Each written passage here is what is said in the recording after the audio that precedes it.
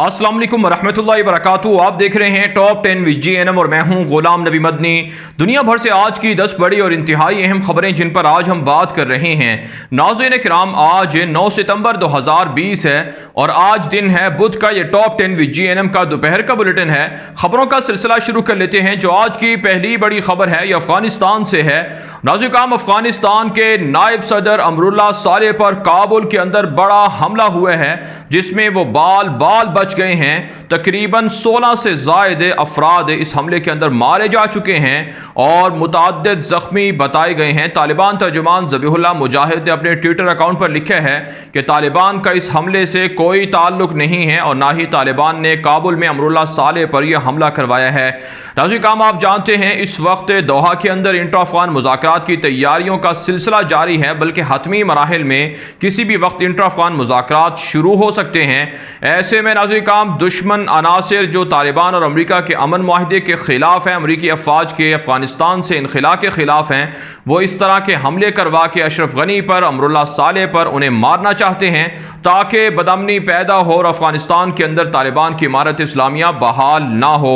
यही वजह है नाज़रीन काम, अमरुल्लाह सालेह जो पाकिस्तान के खिलाफ धमकियां देता रहा, NDS का साबिक चीफ रहा है, जो बरमला गुज़श्ता 3-4 रोज़ पहले इंटरव्यू के दौरान कह चुका है कि पाकिस्तान की ISI वो तालिबान को सपोर्ट करती है। और पाकिस्तान के ISI के चीफ ने, अमरुल्लाह सालेह ने कहा कि उनको कहा था कि हाँ, पाकिस्तान तालिबान का हिमायती है और पाकिस्तान के खिलाफ है। अमरुल्लाह सालेह और अशरफ गनी दोनों मिलकर धमकियां भी देते रहे हैं, लेकिन पाकिस्तान का दिल बड़ा है और पाकिस्तान हमेशा अफगानिस्तान के अंदर क़याम अमन के लिए मरकजी रोल प्ले करता रहा है। ऐसे में नाज़रीन काम, पाकिस्तान भी किसी सूरत यह हमला नहीं करवा सकता है। यह हमला या तो भारत ने करवाया है जो दाइश को सपोर्ट करता है, या फिर इसराइल ने और कठपुतली इंतजामिया ने खुद करवाया है ताकि इंटर अफगान मुज़ाकरात का राउंड शुरू ना हो सके। आगे बढ़ लेते हैं नाज़रीन काम, जो आज की दूसरी बड़ी खबर है यह पाकिस्तान से है। पाकिस्तान के वज़ीर ख़ारिजा शाह महमूद कुरैशी वफद के हमरा मास्को के दौरे पर रवाना हुए हैं, जहां पर शंघाई ताउन तंजीम के इजलास में शिरकत करेंगे और इजलास के बाद साइड लाइन पर पाकिस्तान के वज़ीर ख़ारिजा शाह महमूद कुरैशी की चीनी हम मनसब यानी चीनी वज़ीर ख़ारिजा से, मास्को के अंदर जो रूसी वज़ीर ख़ारिजा हैं उनसे और दीगर पड़ोसी ममालिक के जो वज़राए ख़ारिजा हैं उनसे मुलाकातें मुतवक्के हैं। ताहम नाज़रीन काम, जो भारतीय वज़ीर ख़ारिजा जयशंकर हैं उनसे पाकिस्तान के वज़ीर ख़ारिजा की मुलाकात नहीं होगी, लेकिन भारतीय वज़ीर ख़ारिजा जयशंकर वो मुलाकात करना चाहते हैं चीनी हम मनसब से और ये फैसला करवाना चाहते हैं कि मास्को चीन और भारत के दरमियान जंग के तनाव को कम करवाए।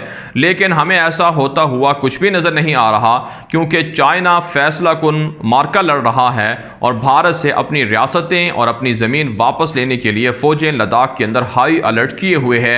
आगे बढ़े नाज़रीन काम, जो आज की तीसरी बड़ी खबर है ये मकबूजा कश्मीर से है।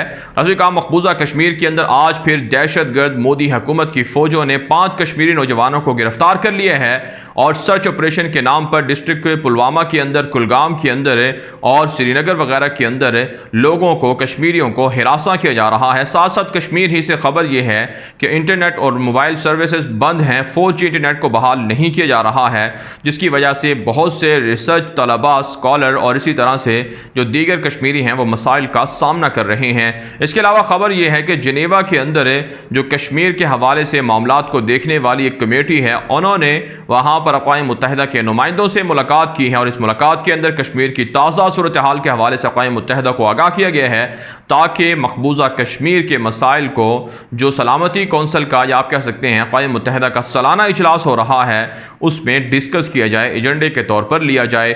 आगे बढ़ लेते हैं नाज़रीन काम, जो आज की चौथी बड़ी खबर है यह भारत से है। नाज़रीन काम, भारत के अंदर सिखों के खिलाफ क्रैकडाउन जारी है। 2 रोज़ पहले भी 2 सिख नौजवानों को गिरफ्तार किया गया था दिल्ली के अंदर और उन पर इल्ज़ाम था कि वो खालिसा बब्बर नामी तंजीम का हिस्सा हैं और खालिस्तान तहरीक के लिए काम कर रहे हैं। अब ताज़ा खबर सामने आई है कि इससे पहले भी कई कश्मीरी नौजवानों को गिरफ्तार किया जा चुका है, जिनकी ज़मीनों को हथियाने के लिए भी बाकायदा तफ्तीश की जा रही है। और पंजाब के अंदर जहाँ कहीं सिखों की ज़मीनें हैं जो खालिस्तान तहरीक से मुंसलिक हैं, या ऑनलाइन रेफरेंडम जो सिखों का 2020 के अंदर खालिस्तान तहरीक के हवाले से हो रहा है उसमें किसी तरह भी शमूलियत रखते हैं या राब्ता रखते हैं, उनको गिरफ्तार करके उनकी जायदादों को भी जब्त किया जा रहा है। जबकि ताज़ा तरीन खबर यह भी है कि भारत के अंदर मुसलमानों के खिलाफ भी मोदी दहशतगर्द और RSS और दीगर जो गुंडे हैं वो हमले करके उनको भी हिरासा कर रहे हैं। इसे आप वाज़ेह तौर पर समझ सकते हैं कि भारत के अंदर अक़लियतें महफूज नहीं हैं, हिंदू तवा नज़रियात को बढ़ाया जा रहा है। इसलिए मुसलमानों को मुत्तहिद होना होगा और सिखों को भी मुसलमानों के साथ मिलकर मोदी की हुकूमत का खात्मा करना होगा। आगे बढ़े नाज़रीन, जो आज की 5वीं बड़ी खबर है यह ईरान और भारत के ताल्लुकात के हवाले से है। नाज़रीन, ईरानी वज़ीर ख़ारजा जयशंकर ने भी दौरा किया है ईरान का और ईरानी हम मनसब जो जवाद ज़रीफ़ हैं उनसे बातचीत की गई है।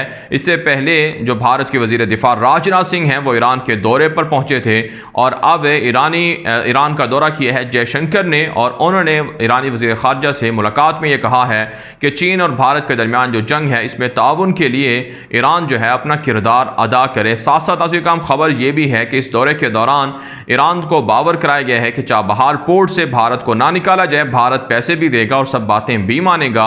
और साथ साथ अफगानिस्तान के अंदर जो नई हुकूमत तालिबान की आ रही है इस हवाले से भी दोनों ने इत्तेफाक किए हैं कि इमारत इस्लामिया को नहीं आना चाहिए और मिलकर काम को जारी रखना चाहिए। लेकिन आप जानते हैं ईरान अब भारत के ब्लॉक से निकल चुका है और वो पाकिस्तान के और चाइना के ब्लॉक में आ चुका है, क्योंकि उनका मुस्तकबिल अगर भारत के साथ वो रहेंगे तो खतरे में ही रहेगा। आगे बढ़े नाज़रीन, जो आज की छठी बड़ी खबर है ये शाम से है। नाज़रीन, ताज़ा तरीन इतलात मौसूल हो रही हैं कि अमरीका ने इराक से अपने फ़ौजी दस्तों को निकाल कर शुमाली शाम के अंदर रवाना करना शुरू कर दिया है। इससे पहले भी अमरीका के फ़ौजी दस्ते इराक से निकल कर शाम पहुँचे हैं और अब कहा जा रहा है कि अमरीकी फ़ौज जो शाम आ रही है वो तुर्की के ख़िलाफ़ है कुर्द बागियों की हिमायत के लिए और इसी तरह से रूस के ख़िलाफ़ है जो महाजर आई है उसमें इस्तेमाल की जाएगी। इससे पहले भी जो अमरीकी फ़ौजें इराक से निकलकर शाम पहुंची थी उनके और रूसी फ़ौज के दरमियान झड़पें भी हुई थी। साथ साथ नाज़रीन, इतलात ये हैं कि शाम के अंदर बशार अल असद की दरिंदा फ़ौज ने मगरबी शाम के अंदर बमबारी की है, जिसके नतीजे में दर्जनों शामी ज़ख्मी हुए हैं, मकानात तबाह कर दिए गए हैं। शाम के अंदर इस वक्त एक बड़ी जंग की तैयारी की जा रही है। रूस बड़े पैमाने पर हथियारों को शाम पहुंचा चुका है, अमरीका भी वहां आ चुका है और फ्रांस भी शाम के अंदर आना चाहता है। जबकि नाज़रीन, तुर्की के खिलाफ ये पूरा का पूरा मगरब और सलीब मुत्तहिद हो चुके हैं और वो यूनान के ज़रिए से तुर्की पर हमला करवाने चाहते हैं। इसी मकसद के लिए अमरीका भी अपनी फ़ौजें इराक से निकालकर शाम पहुंचा रहा है। आगे बढ़ने नाज़रीन, जो आज की 7वीं बड़ी खबर है ये इराक से है। नाज़रीन, ताज़ा तरीन खबर सामने आ रही है कि इराक के अंदर अंसारुल्लाह नामी मुसल्लह तंजीम है, उसने सऊदी अरब को धमकी दी है कि वो उन पर हमले करेंगे। इससे पहले भी खबरें सामने आती रही हैं कि सऊदी अरब के इराक के साथ ताल्लुकात बहाल हो रहे हैं, लेकिन सऊदी अरब के सफारतखानों का घेराव किया जा रहा है और मुसल्लह तंजीमें मुस्तफ़ा कासमी की हुकूमत के लिए बड़ा प्रेशर पैदा कर रही हैं। जबकि खबर लुबनान से भी है कि वहाँ अमरीका ने 2 साबिक वज़ीरों पर हिज़्बुल्लाह से ताल्लुकात रखने के जुर्म में उन्हें ब्लैकलिस्ट कर दिए है, उन पर पाबंदियाँ आयद कर दी हैं।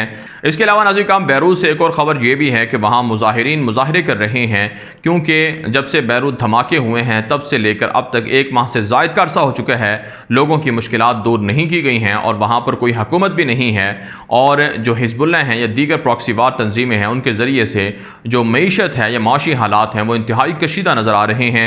आगे बढ़े नाज़रीन, जो आज की 8वीं बड़ी खबर है ये तुर्की और यूनान से है। नाज़रीन, ताज़ा खबर सामने आ रही है कि तुर्क फ़ौज ने इराक के अंदर कुछ बागियों के ठिकानों पर हमला किया है, मुतअद्दिद ठिकाने तबाह कर दिए गए हैं। कुछ बागियों के खिलाफ तुर्क फ़ौज फैसला कुन ऑपरेशन कर रही है शाम के अंदर और इराक के अंदर बड़े पैमाने पर उन्हें तबाह व बर्बाद भी किया जा रहा है।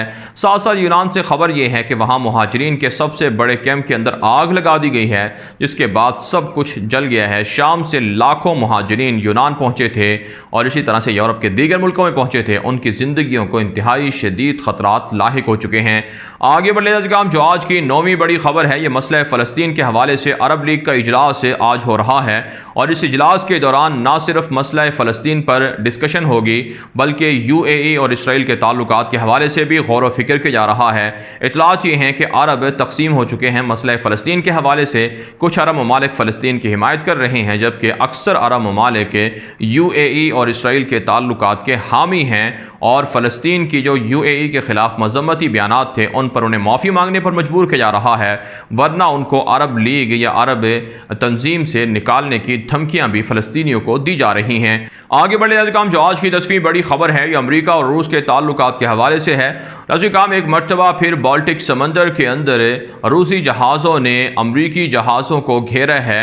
कई मरतबा दोनों मुल्क एक दूसरे के जहाज़ों को घेर चुके हैं मुख्तलिफ मकामात पर और मुख्तलिफ अमरीकी ज़राए अबलाग के अंदर ख़बरें नशर हो रही हैं कि रूस अमरीकियों को गलत मालूमात पहुँचा कर अपने ही मुल्क के ख़िलाफ़ कर रहा है। सोशल मीडिया का गलत इस्तेमाल करके रूस के ज़रिए से मिस इन्फॉर्मेशन फैलाई जा रही है अमरीका के अंदर, जबकि ये खबरें भी मौसूल हो रही हैं कि इस मरतबा जो इलेक्शन अमरीका के अंदर हो रहा है, ट्रंप को जितवाने के लिए रूस एक मरतबा फिर अमरीकी इलेक्शन में मुदाखलत कर रहा है। बहरहाल नाज़रीन, काम दुनिया भर से आज की 10 बड़ी खबरें। इन खबरों के हवाले से आपकी क्या राय है? अपनी राय कॉमेंट के जरिए से ज़रूर हम तक पहुँचाएँ। मज़ीद खबरों के लिए आप हमारे ट्विटर अकाउंट दुनिया मेरे आगे और गुलाम नबी मदनी फॉलो कर सकते हैं। आज के लिए इतना ही, इजाज़त दीजिए। अल्लाह हाफिज़।